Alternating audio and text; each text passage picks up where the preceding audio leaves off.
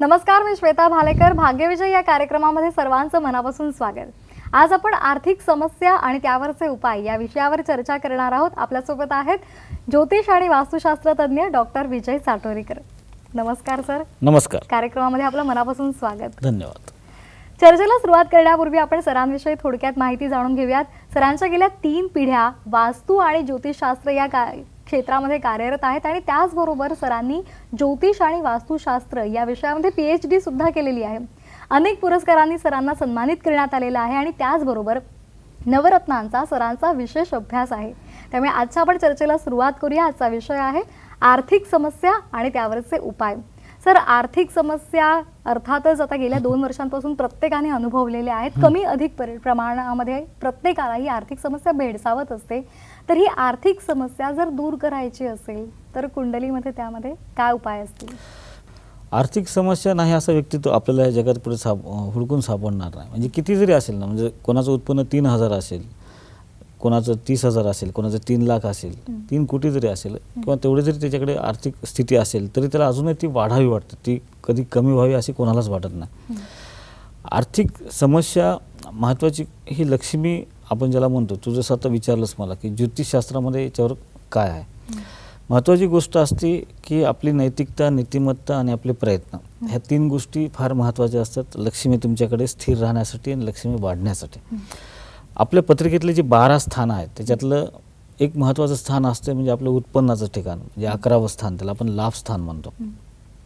दुसरं दशम स्थान ते कर्मस्थान आहे, त्याच्यानं आपण काम केल्यानंतर त्याचा आउटपुट म्हणजे लाभ मिळणार आहे आपल्याला. आणि दुसरं स्थान जे पत्रिकेतलं आहे ते म्हणजे धनस्थान.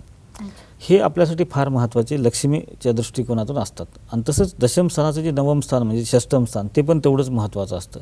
या ठिकाणची जी ग्रहांची स्थिती आहे, त्या ग्रह कोणत्या, तिथले स्वामी कुठं बसलेले आहेत, त्यांच्यावर कोणत्या ग्रहाची दृष्टी आहे, ते कोणत्या ग्रहाच्या सानिध्यात बसले आहेत, ह्याच्यावरून आपल्याला कळू शकते की आपली सांपत्तिक स्थिती कशी असणार आहे.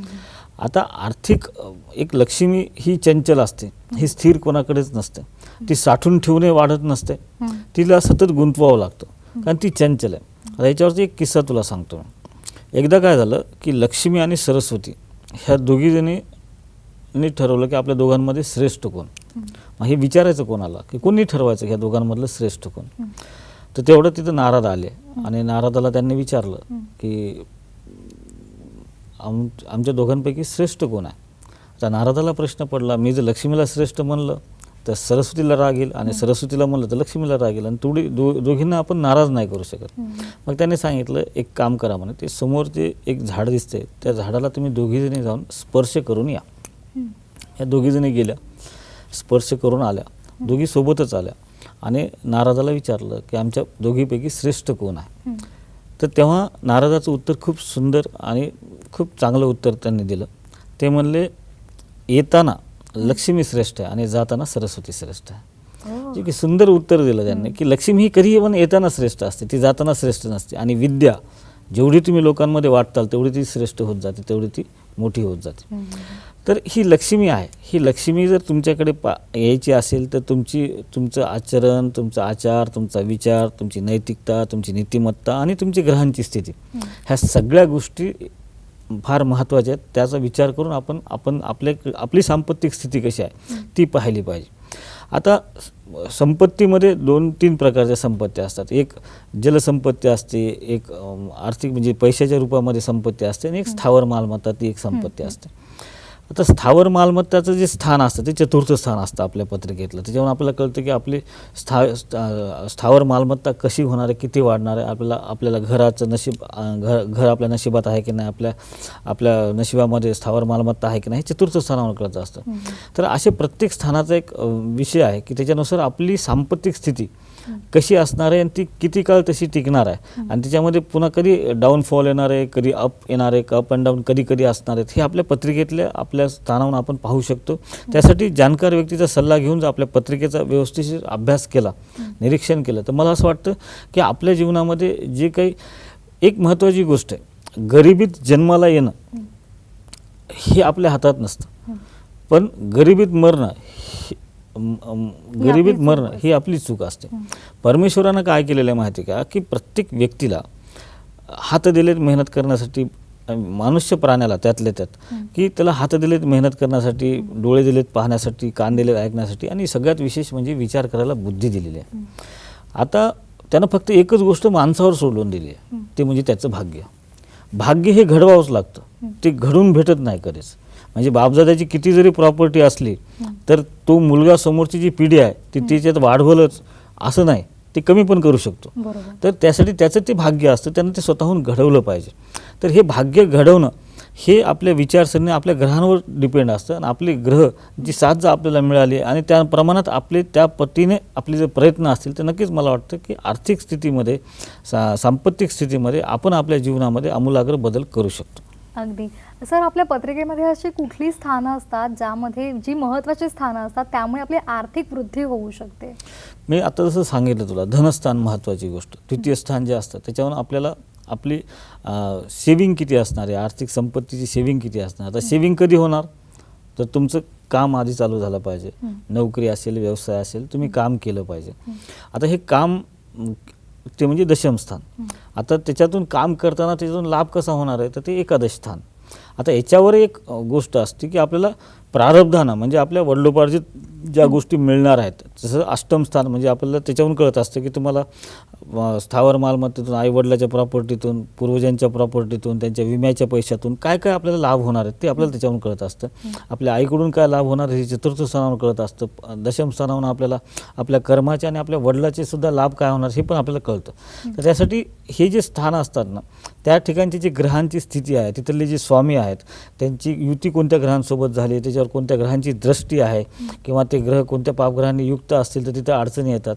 किंवा गोचरीमध्ये म्हणजे वर्तमान स्थितीमध्ये सुद्धा बरेचदा असं असतं की आपलं व्यवसाय चांगला चालू असतात, नोकरी खूप चांगली चालू असते, अचानकच फटका बसतो आणि आपले जसं हे पेंडेमिक आलं, हे पेंडेमिकमध्ये काय झालं की ज्यांचे व्यवसाय होते, आता माझ्याकडे असे कित्येक लोक आहेत की ज्यांचे 300 कोटीचे टर्नओव्हर होते आणि आज ते 3,000 रुपयाला महाग झालेत. कारण हे जे असतं ना की एकदम असं फीडबॅक बॅड पॅच आला जीवनामध्ये, असे फटके बसू शकतात.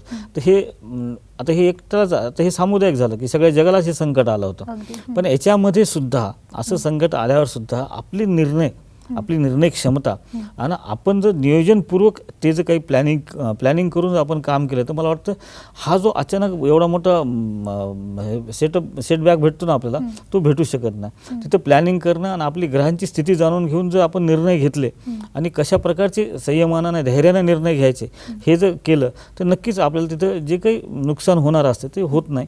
आणि आपली आर्थिक स्थिती भले आपला ग्राफ स्पीडमध्ये नाही गेला तरी तो स्लो जरी चालला तर चालला पाहिजे, पण तो डाऊन नाही झाला पाहिजे. किंवा आहे ते टिकून त्याच्यामध्ये काही वृद्धी करता येत असेल तर आपलं अष्टम स्थान आहे, आपलं भाग्यस्थान आहे, आपलं दशम स्थान आहे, आपलं लाभस्थान आहे, ह्या स्थानांचा विचार करून, तिथल्या ग्रहांचा विचार करून, त्यासाठी एक मी प्रत्येक वेळेस प्रेक्षकांना सांगत असतो की तुम्ही तुमची पत्रिका जाणकार व्यक्तीला दाखवा. कोणताही आर्थिक व्यवहार करताना, आर्थिक नियोजन करताना, सेविंग करताना सुद्धा, सेविंगमध्ये सुद्धा फार फटके बसतात बऱ्याचदा लोकांना की आपण सेविंग करतो किंवा आजकाल आपण पाहिलं की ट्रेडिंग करतात, शेअर मार्केटमध्ये लोक गुंतवतात आणि बऱ्याच जणांचं त्याच्यामध्ये हजारो लाखोचं नुकसान झालं आहे. तर हे सगळ्या गोष्टी करत असताना आपल्याला ते खरंच लाभदायक आहे का, त्याच्यामध्ये गुंतवणूक केली तर आपल्याला त्याच्यातून लाभ होणार आहे का. आपल्या पत्रिकेहून स्वतः एक तुला सांगतो की आपल्या पत्रिकेहून हे सुद्धा आपल्याला कळतं की आपण कशामध्ये इन्व्हेस्ट केले पाहिजेत. आपण जमिनीत इन्व्हेस्टमेंट करायची, आपण गोल्डमध्ये इन्व्हेस्टमेंट करायची, किंवा कोणत्या कंपनीचे शेअर जरी घ्यायचे असतील आपल्याला तर आपण कोणत्या प्रकारच्या कंपनीचे शेअर्स घेतले पाहिजेत. आपण मशिनरीच्या कंपनीतून घेतले पाहिजेत, इलेक्ट्रॉनिकच्या कंपनीचे शेअर घेतले पाहिजेत, किंवा कपड्याच्या कंपनीचे शेअर घेतले पाहिजेत. हे सुद्धा त्याच्यामध्ये आपल्याला लाभ नेमका कोणत्या क्षेत्रातून होणार आहे हे सुद्धा आपल्या जन्मपत्रिकेतून आपल्याला कळू शकतो. त्यासाठी आर्थिक नियोजन करताना आपली पत्रिका पाहून जाणकार व्यक्तीचा सल्ला घेऊनच आपण ते नियोजन केलं पाहिजे. अगदी. सर, आपण असे अनेक उदाहरणं पाहतो ज्यांच्या घरामध्ये किंवा त्यांच्या जीवनामध्ये आर्थिक सुबत्तेची कमी नसते. म्हणजे पैसा येत असतो, वाटायला तर कुटुंब पण सुबत्ता म्हणजे खूप संपन्न आहे असं वाटतं, पण आर्थिक अपव्यय सुद्धा त्यांचा तितकाच होत असतो. तर यामागचे कारण काय असावीत? मुळात कसं असतं, जसं मी तुला सांगितलं की पैसा येणं, आम्ही तुला सांगितलं की लक्ष्मी ही येताना श्रेष्ठ आहे, जाताना श्रेष्ठ नाही आहे. त्यासाठी लक्ष्मी टिकणं आणि ती टिकवणं हे पण फार महत्त्वाची गोष्ट असते. तू पाहत असेल की तुझ्या लहानपणी तुझ्या शहरामध्ये जे फार मोठं दुकान होतं की ते आज ते मोठं राहिलं नाही. आता नवीन कोणतं तरी दुकान तिथे तेवढंच मोठं झालेलं आहे. तर दर 12 वर्षाला, दर तपाला चेंज हे होत असतात. त्यासाठी समुद्राचं पाणी तर पुरत नाही, तर तुम्हाला हे पैसा किती साठवून ठेवला पुरत नसतो. त्यासाठी जरा हा चालूच असला पाहिजे एक.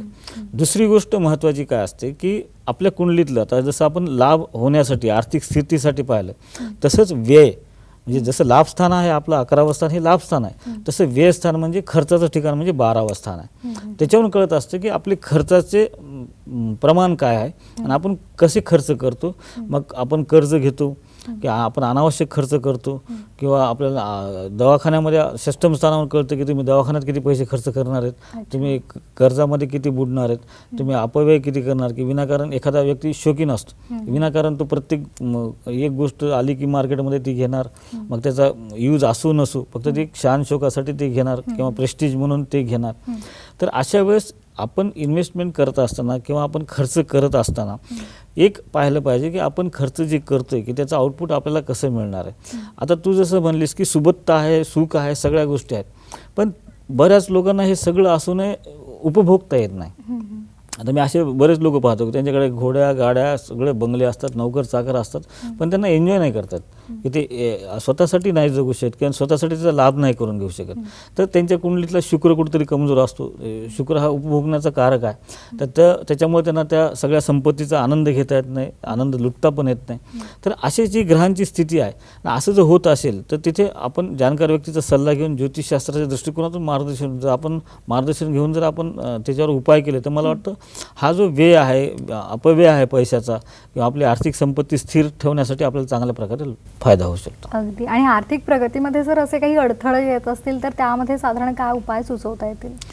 आर्थिक प्रगती महत्त्वाचं काय असतं की प्रगती करत असताना एक नियोजन फार महत्त्वाचं असतं.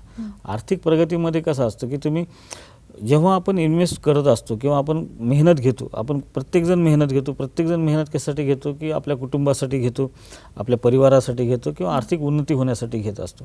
तर आर्थिक उन्नती होत असताना आपलं नियोजन फार परफेक्ट पाहिजे, आणि ती जर प्लॅनिंग परफेक्ट नसेल आणि तुम्हाला त्याच्यामध्ये अडचणी येत असतील तर अशा वेळेला तुमचं कर्मस्थान तुमचं पाहणं फार गरजेचं आहे की तिथे तुम्हाला अडचणी काय येतात. आणि शिवाय बरेचदा असं असतं की जसं मी नेहमी सांगतो की बरेचदा मागची 5-7 वर्षे खूप चांगले केले असतात, किंवा एखादा व्यवसाय चालू करतो आपण, व्यवसाय सुरू केल्या पहिले 2-3 वर्ष एकदम भरभराट असते, पैसा येतो, भरपूर येतो, आणि अचानकच व्यवसायामध्ये नुकसान व्हायला लागतं, किंवा ते मग काळानुसार अपडेट होणं पण काय गरजेचं असतं. त्यासोबत आपली जी वर्तमान स्थितीतले ग्रहमान असतात त्याचा पण विचार करणं गरजेचं असतं. त्याच्यामुळे काय होतं की जेव्हा ग्रहमान खराब येतात तेव्हा निर्णय चुकण्याची शक्यता असते, आणि जेव्हा निर्णय चुकतात तेव्हा ते आर्थिक अपव्यय होतो.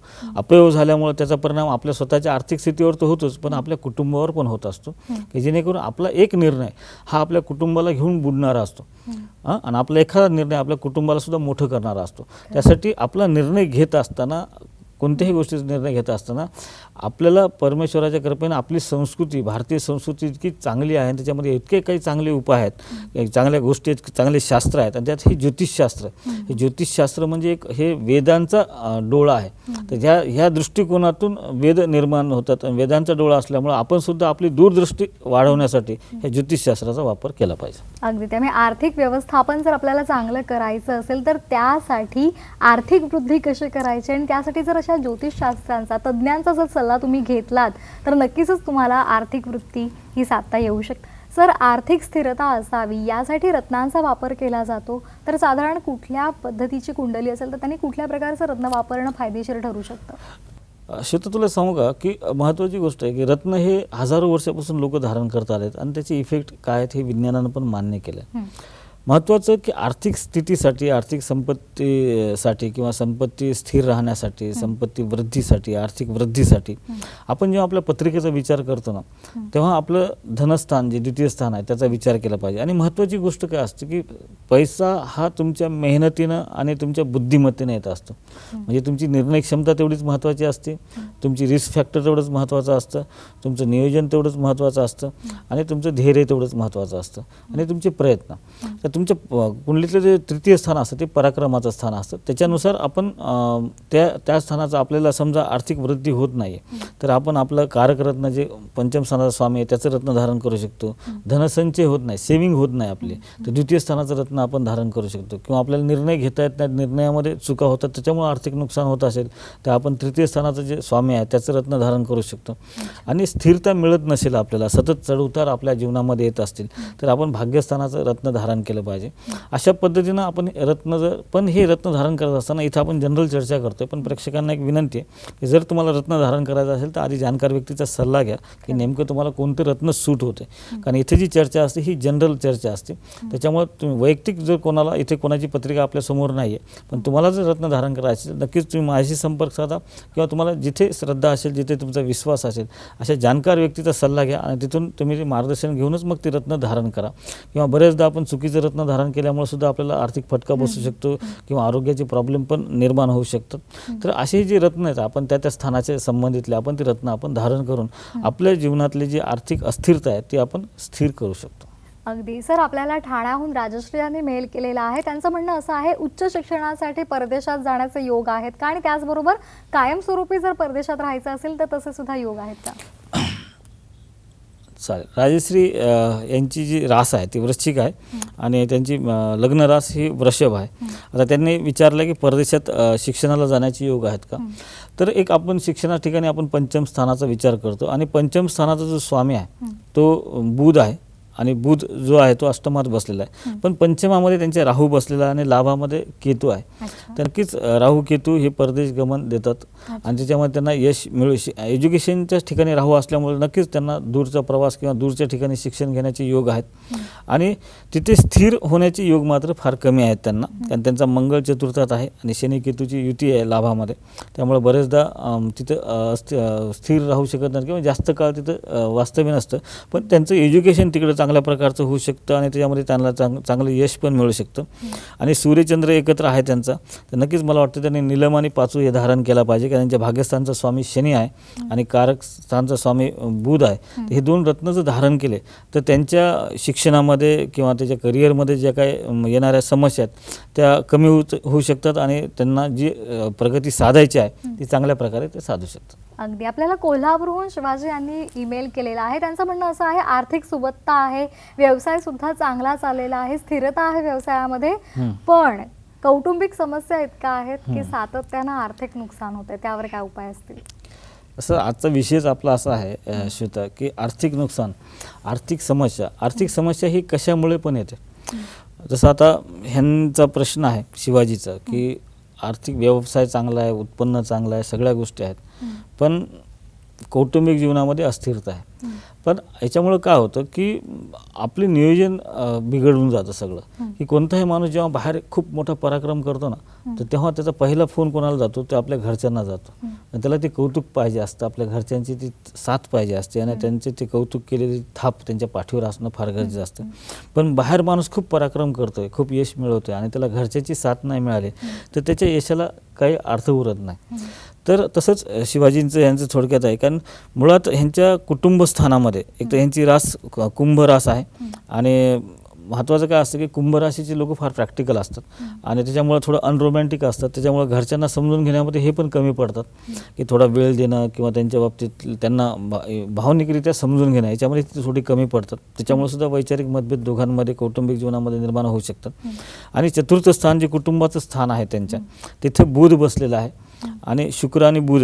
आता शुक्र हा स्त्रीलिंगी आहे, बुध हा नपुसकलिंगी आहे आणि ते शुक्राच्या घरात असल्यामुळे कौटुंबिक जीवनामध्ये थोडेफार अनबन तिथं निर्माण होत असते. पण याच्यावर जर त्यांना मात करायची असेल तर मला असं वाटतं की त्यांनी पुष्कराज आणि माणिक हे रत्न धारण करायला पाहिजे की जेणेकरून त्यांच्या वैवाहिक जीवनामध्ये जे काही अडचणी येत आहेत. आणि शिवाय महत्त्वाची गोष्ट की सध्याच्या परिस्थितीमध्ये हे स्टॅबिलिटी कौटुंबिक जीवनात येण्याचं कारण आहे की त्यांना शनीची 7.5 पण चालू आहे, त्याच्यामुळे थोडं अस्थिरता येते. तर त्यांनी पुष्कराज आणि माणिक हे रत्न जर धारण केलं तर त्यांचे जे काही समस्या आहेत कौटुंबिक असतील किंवा आर्थिक त्यातून त्यांना चांगल्या प्रकारे मार्ग मिळू शकतो. अगदी. सर, जाता जाता जे प्रेक्षक आपला कार्यक्रम पाहतात त्यांनी तुम्हाला कुठे आणि कसा संपर्क करावा? मी दर बुधवार गुरुवारी औरंगाबादला असतो, दर रविवारी ठाण्यामध्ये असतो आणि प्रत्येक शनिवारी मी पुण्याला असतो. याशिवाय आपण आता नागपूर आणि गोवा हे पण चालू करतो. आणि जे काही प्रेक्षक आहेत आपले की जे प्रत्यक्ष येऊन भेटू शकत नाहीत या ठिकाणी, तर त्यांच्यासाठी आपण फोनद्वारे सुद्धा त्यांना फोन कन्सल्टिंग करतो. जे स्क्रीनवर नंबर आहेत त्याच्यावर कॉल करून त्यांनी अपॉइंटमेंट घेणं गरजेचं असतं आणि त्यांचे जे काही प्रश्न आहेत, त्यांचे जे काही समस्या आहेत त्या ऐकून त्यांची पत्रिका पाहून त्यांच्या पत्रिकेच्या ग्रहांची स्थिती पाहून त्यांना आपण रेमेडीज पण देत असतो काही की जेणेकरून त्यांची जे काही समस्या आहे त्याच्यातून त्यांना त्याच्यातून बाहेर पडता आलं पाहिजे. अगदी. तर त्यासाठी आपण रत्न आणि यंत्र याचा रेमेडीज म्हणून वापर करतो की जेणेकरून त्यांना लवकरात लवकर यश मिळालं पाहिजे. आणि जी रत्न आपण देतो त्याची गॅरंटी असते, ते 70% रिफंडेबल असतं. आणि जर यश नाही मिळालं तर ते आपण रिफंड पण घेतो. आणि यासोबतही आपण जी कन्सल्टिंग करतो ती लाईफ टाईम कन्सल्टिंग असते. 1000 रुपये आपली कन्सल्टिंग फीस आहे. म्हणजे भविष्यात त्यांना कधीही आपल्याशी संपर्क साधायचा असेल, आपलं मार्गदर्शन पाहिजे असेल, कोणत्या समस्येवर त्यांना उत्तर पाहिजे असेल तर आपण त्यांची पत्रिका पाहून त्यांना देतो. अगदी. त्यामुळे तुम्हाला कुठल्या समस्या असेल तर सध्या स्क्रीनवर जो संपर्क क्रमांक दिसतोय तो लिहून घ्या आणि सरांशी आपण कॉन्टॅक्ट करू शकता. आणि त्याचबरोबर ईमेल ID दिलेला आहे, तुम्हाला सरांना थेट त्याद्वारे प्रश्न विचारता येईल. कार्यक्रमामध्ये पुढचा जो कार्यक्रम असेल त्यामध्ये सर त्याचं उत्तर नक्की देतील. सर आपण इथे आलात आणि आम्हाला खूप छान पद्धतीने हा विषय समजावून सांगितलात, उपाय सांगितले, त्याबद्दल सर्वांच्या वतीने मी आपले आभार मानते. धन्यवाद.